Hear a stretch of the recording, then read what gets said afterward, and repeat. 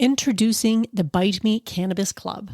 The Bite Me Cannabis Club aims to be an inclusive online space for cannabis lovers. Whether you're simply curious about how cannabis can improve your life or you're fully seasoned, there's always more to learn. When you join the Bite Me Cannabis Club, you'll have access to like-minded people interested in cannabis, monthly workshops, live Q&As, recipes and recipe swaps, digital cookbooks, fully functional chat feature, and a whole lot more.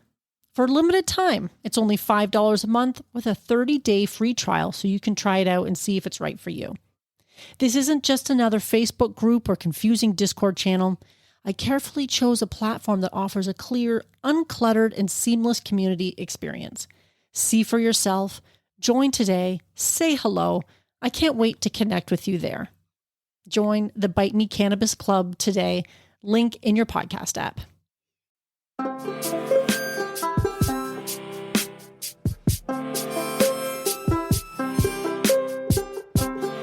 In this episode of Bite Me, we cover not one, but two recipes in an effort to help you with some of your last-minute holiday baking. Welcome to Bite Me, the show about edibles where I help you take control of your high life. And who am I? I am the hostess with the mostest, Marge, and I'm so glad you're listening today. Because otherwise I'd be talking to myself, and that would not be fun. So anyway, let's get into it, shall we?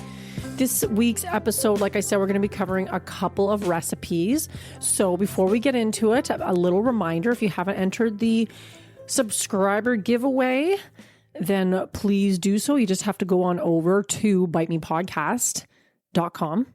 And over there, you'll find it. I have added another new thing on the website. If you go over there, you'll notice there's an age gate on it now because I guess I really need to be making sure that you minors out there who are wanting to do some baking are not accessing my website, because you should be going to a website that does not cover cannabis cooking, because you do need to be of age to be doing that.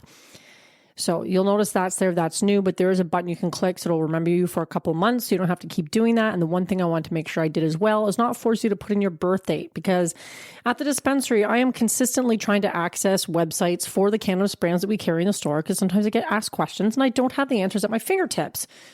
Crazy, I know, right? One day, maybe give me another year and I'll have everything memorized. But until then, I have to go to these websites and I'm confronted with this age gate that, for whatever reason, as cute as they try to make it, they're always like, oh, pardon me, I have to ask your age before you can access this website. Well, damn it, I don't want to put in the fact that I'm in my 40s every single time, specific with a month, day, and year. Like, it's just, I find it such a pain in the ass. So anyway, I didn't want to do that to you guys. So it's just a simple yes or no. Are you 19 or not?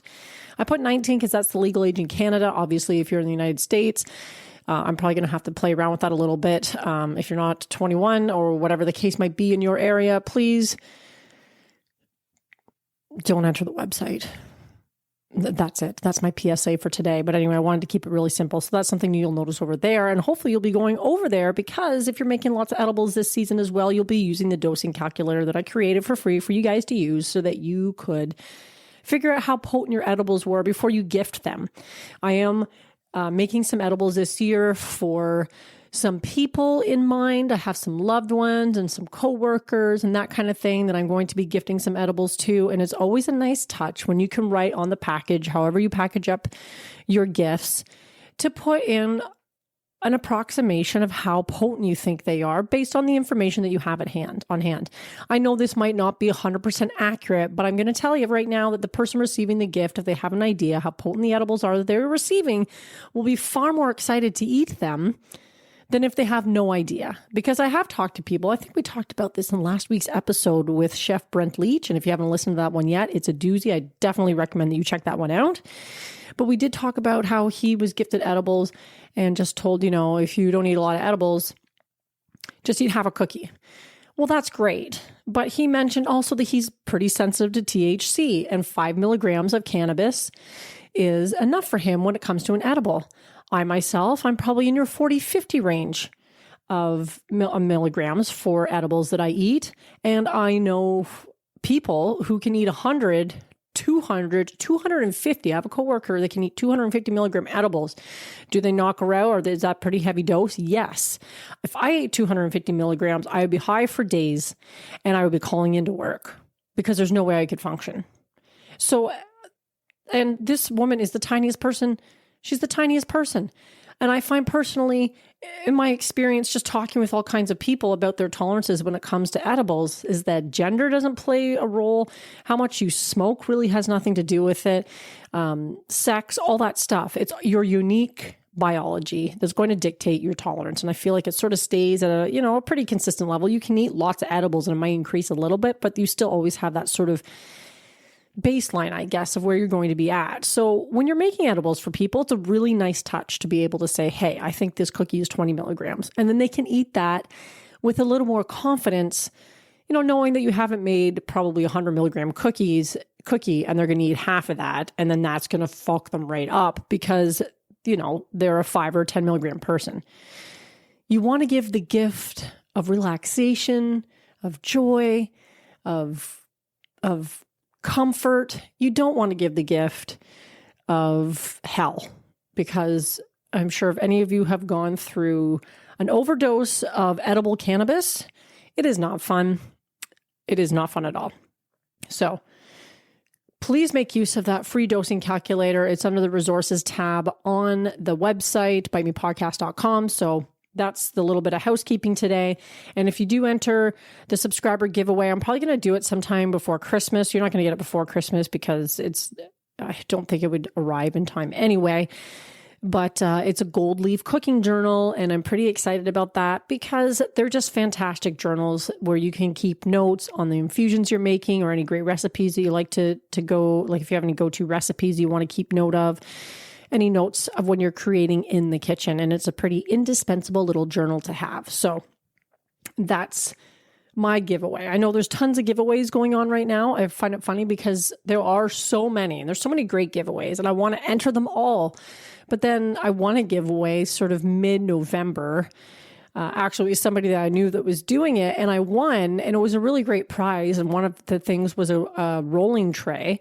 It's a really big rolling tray that I actually end up using every single night because I keep some stuff on it, and I usually like to bring it out to whatever room that I happen to be in, and it's just so handy to have everything on a tray. So I use it all the time, but now I feel like I'm not going to win any more giveaways because I've had my one chance, and that's just the way it goes. So fortunately for me, or unfortunately, I guess, no more giveaways for me. But please enter mine. I'd like to see you win. And it's my little thank you to you guys for being a listener of this show and for signing up for the Edibles Enthusiast newsletter that I send out about once a month, usually at the beginning of the month, thereabouts. So anyway, what are the recipes for today? We're going to start with the one that's a little more unusual. And I found this one online. I follow a blog called Nourished Kitchen. And the author over there, Jenny, does a wonderful job of whole foods cooking from scratch. And a lot of the recipes are beautiful. They really are beautiful. And this one, she shared this. I got it through her, but it wasn't actually on her website. I will certainly link to it so you can find the original recipe yourself. But it was candied orange peels. And I thought that sounds really unique. And the pictures in this blog post, if you will, were beautiful. And they really could make a nice gift if you sort of prettied them up and put them in a tin with a nice little bow and all that stuff. So I really wanted to try it. And the candied orange peels were quite interesting because you don't really think of orange peels as something that you would eat very often or that it would taste good. And lo and behold, I was pleasantly surprised when I did eat them. Now, I made them 2 times, and I'm going to tell you why in a minute. But basically, this is it is a bit of a project recipe because what I ended up doing was using infused sugar. So that extra step meant that I had to make the infused sugar first because I had made infused sugar like a while ago, but I had used it all up. So I didn't have any left. I have infused salt in my pantry actually still, but I haven't really used that for anything. It appears to date, the infused sugar is a far more versatile infusion that I have used a lot more than the infused salt. But I guess the infused salt, it's the kind of thing, it's not going to go bad, so it'll be there whenever I need it. So if you're doing one or the other, it's certainly worth it. Now, the infused sugar is pretty simple to make. There is a recipe for that in the recipe section. I'll link to it in the show notes so it's easy to find, but I do have it on my webpage.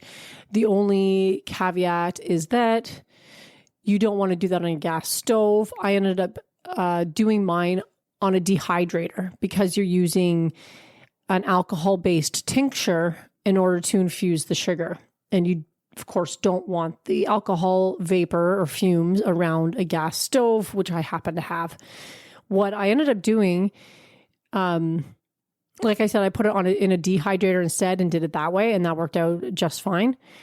So, and when I made the candied orange peels with that infused sugar, I was still pretty paranoid because it comes out pretty green and, it still has a bit of that scent of alcohol. Maybe I should have evaporated more off of it, but I get really paranoid about that stuff. I do have an induction hot plate that I used when I made this recipe. So if you have a gas stove and you're in the same spot, that's something you can certainly do.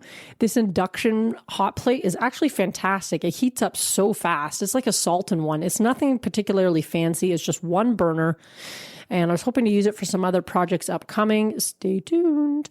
But what I did, I've just got it at a garage sale. It was like brand new. I forget how much I paid for, like $20 or something like that, which my husband thought I got ripped off, but whatever.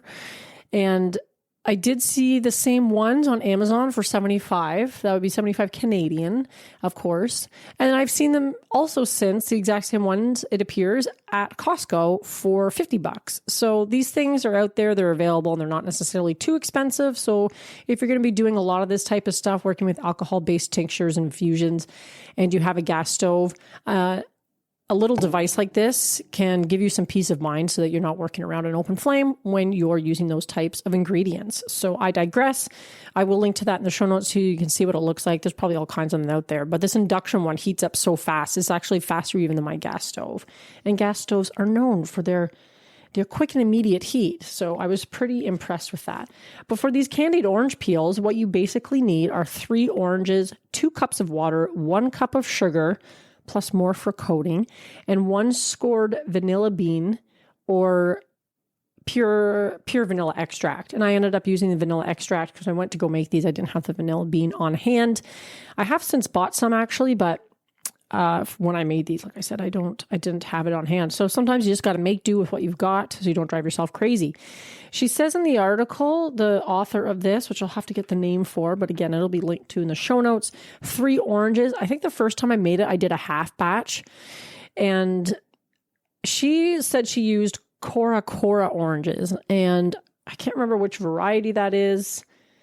And I know I didn't use those. In fact, I think I used clementines for a lot of it because around here, clementines seem to be really in season before Christmas, and you get those crates, and I love them. They're delicious. So that's what I ended up using, and they seem to work out just fine.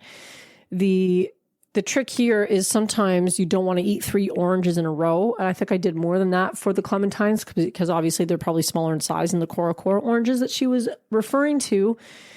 And what she suggested in the article was that you use a Bigo or something like that. And I think the article was a bit of a paid partnership with a Bigo. But having said that, I have a Bigo. I use it in my kitchen and I love it. And if you don't know what a Bigo is, it is a beeswax food wrap that is an alternative to saran wrap. I haven't used saran wrap actually in quite some time. I'm really trying to reduce my plastic waste so I can help the planet. Just one piece of plastic at a time, I guess. And this Abigo stuff is really great because it smells nice. It has that, smell of beeswax, and you can reuse it. You basically wash it in cold water and soap, and it has a bit of a sticky texture because it is the beeswax. And you can use it as a lid, like you just put on a jar. You can wrap food in it. It's great for wrapping food in it because it's like a second skin and it will preserve things in your fridge for a lot longer than what otherwise would. If you have something like when you get herbs from the grocery store and they're in those little plastic packages, take them out of those, put it in something like a Bigo, and it'll last a lot longer. In fact, they're always posting, I get some of their emails, and they're always posting about people who are like, I forgot my basil in the fridge and I opened it up 2 weeks later and there it was still fresh. Or, my head of broccoli that nobody ever likes to eat is still preserved in the back of the fridge 2 weeks later. I can't say from personal experience, they are great. And I am in no way affiliated with this company. I don't have an affiliate thing or whatever. I just really like their product. I think there's other ones out there too.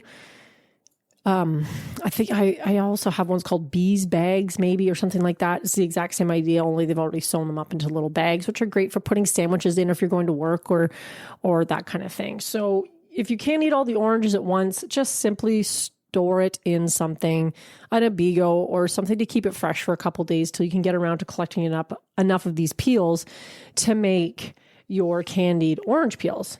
They do suggest some optional coatings for the end, and I ended up not using any of them, but they suggest fine coconut, melted chocolate, coarse nuts, chopped nuts, and coarse sugar that you can put on the top. And like I said, I didn't do any of those. It seemed quite fine without. So like I said, I made it 2 ways because the first time I made it, you're basically cutting up the orange peels so that they are a nice, thin, relatively the same size as much as you can get them, strips and like little stick sizes. So you want them all as uniform as possible for the best results, especially when you're trying to dose these later. You put some water in a pot and you bring it to a boil. And as soon as it comes to a boil, you drain it and then you do that again. And that reduces the bitterness of the oranges so that when you eat them, they're not super bitter. And then you take those orange peels and you pretty well put them in a pot with the water and the sugar and you boil it for a while. That's the gist of it, really. And the first time I did these, I think I left them for a little bit too long. And as we all know, sometimes you have to watch some of these things because the temperatures on stovetops and ovens can vary quite a bit. And I kind of let them go. So by the time I took them off the stove or off my induction burner, in this case, they were starting to get candied, like really candy. Like they had a hard coating. They were sticking together. It's almost like I was making a hard candy. They were getting to that point. And that's not really the way they looked in the picture when I saw them at first. So I thought, you know what? I really need to try this again. And they did get really hard. So they had like a pretty hard coating on them by the time that the sugar water cooled off. And you are supposed to let them sit out for a while, I think like overnight or for 24 hours to let them cool and to, what else is the reason? You're supposed to let them dry. Well, it's sort of kind of hard. So I tried it again. And the second time I made them, they looked a lot more like the picture there. And it was still obviously pretty syrupy when I took them off the burner and I let them cool. And you know, I think I kind of like the ones that were a little harder and crustier better, which is interesting. If you are going to do it and go that way, you really do need to pull them apart because they start to harden. And otherwise, if you don't, when they're drying on your parchment paper afterwards, they will stay in like they'll just snap off because it is very candied in that case. And the second version, which was a lot more like what it was supposed to be in the picture, they were nice, but I kind of like that hard candy coating. It made them feel more candied than the ones that was less so, if that makes sense. I hope I'm being clear here. So that's one of the ones. And I ate up the first batch faster than the second batch. The second batch I still have. Now, mind you, I've been making a lot of other stuff, but I just kind of like the crunch. It felt more candied, like I said, and the orange flavor is really great. It's I don't know, if you like something like Terry's chocolate oranges, you would probably like something like this. And like I said, you could put them in a nice little tin and give them as a gift to somebody. And they do get you high. Can confirm on that. So the second recipe that we're going to be doing, or I'm going to be talking about, and hopefully you'll be giving it a try if you need to get some holiday baking done. And I know we're all pretty busy these days because it is getting close to Christmas and there just seems to be a lot of planning and it's just a busy time of year, no matter what it is that you're doing, it feels like. But the next one is a whipped shortbread recipe. And I really like shortbread. I realized over the years how much I do like it. And I thought, how is it that I've never, ever made any shortbread? I've never made it. I've never made shortbread cookies and I really enjoy it. Why not? Well, I can tell you why. And that's because before I started making edibles, I hardly ever did any baking. Because if it's not infused, is it even baking? I'll let you answer that question.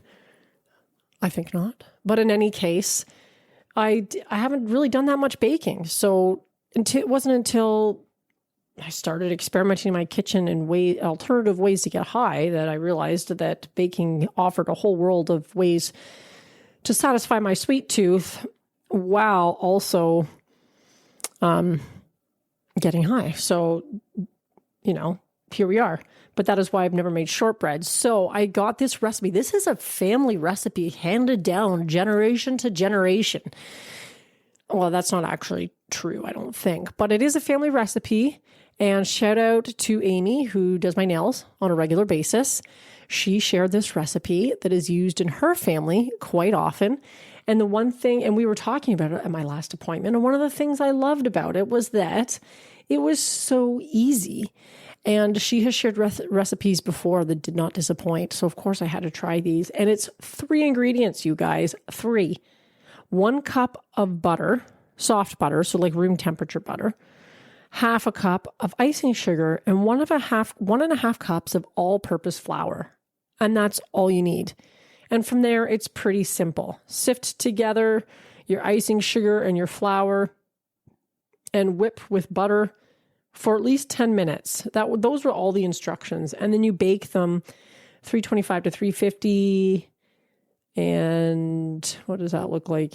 8 inches to 10 inches. I'm not really sure what that meant. After that, some of these notes, because it was a handwritten recipe, I kind of had to decipher myself, but that was pretty much it. And I gave them a shot. Now I am going to say, like I said, I haven't made shortbread before, so I didn't really have a point of comparison, but the dough was quite soft. So I was more like spooning these onto the baking pan on the parchment paper because the dough wasn't solid enough in order to use a cookie cutter. And that was probably something I did on my end. The butter I was using was very soft, and probably what I need to do is just add a little bit less butter. It also calls, like I said, for a cup of butter. And if that's infused, those can end up with pretty potent cookies. Again, you could go to the dosing calculators and kind of try and figure out, even before you start the recipe, how much of the infused butter you want to use. I did end up using all infused butter, but you could certainly do a mixture of infused and non-infused butter if you're trying to make these lower dose for whatever reason. So don't be afraid to do that either. And when they came out of the oven too, again, I wasn't sure, but this is all because I've never made shortbread before. And I am going to say that they didn't look perfect. So I'm going to try this recipe again, probably with a little bit less butter, and you may need to play around with it because temperature could play a pretty big role here, but they taste fantastic. And I thought at first, because of course I had a little teeny tiny taste of the dough when it was, when I was baking them. And it tasted pretty green. Like I thought I could really taste the cannabis in it. But then once they were baked and the finished product came out and they had cooled a bit, they were great. I didn't notice a heavy cannabis taste at all, actually. So I was very happy with the way they turned out. And because they were so simple to make. 3 ingredients. If you don't have icing sugar, it's certainly something you can pick up the next time you're hitting the grocery store, and it's pretty cheap. You just need to have your infused butter to do this one. These ones are not vegan, of course, but maybe you can make them. I feel like you kind of need the butter for a shortbread cookie, but this is a quick recipe you can whip up right before Christmas if you need some last minute edibles to put together. And once again, you can always add a nice little bow to something and make it look pretty. And people love getting edibles as gifts. I know I do. So I like to make them as well. So those are the 2 episodes this week, you guys. I hope you have a chance to make them for yourself or for someone you care about, because nothing says I love you like a handmade gift. And for next week, I am going to be talking about apple cider. So if you have a chance to pick up some apple cider also, then you will be well suited to next week's episode as well. So I definitely encourage you to pick some of that up next time you're at the grocery store, or if you're thinking about it, so you can try some of these special cider recipes that I got my hands on recently that I think you're going to love.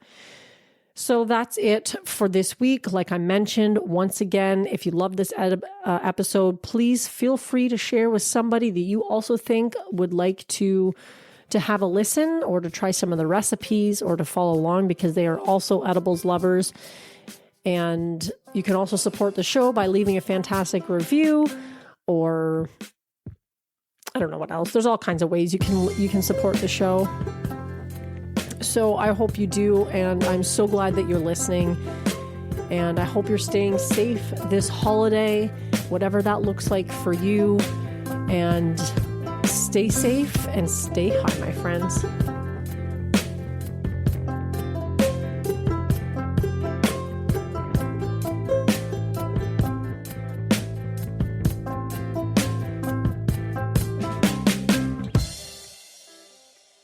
Are you tired of trying edibles that are inconsistent in strength and flavor? Attempting to figure out your tolerance?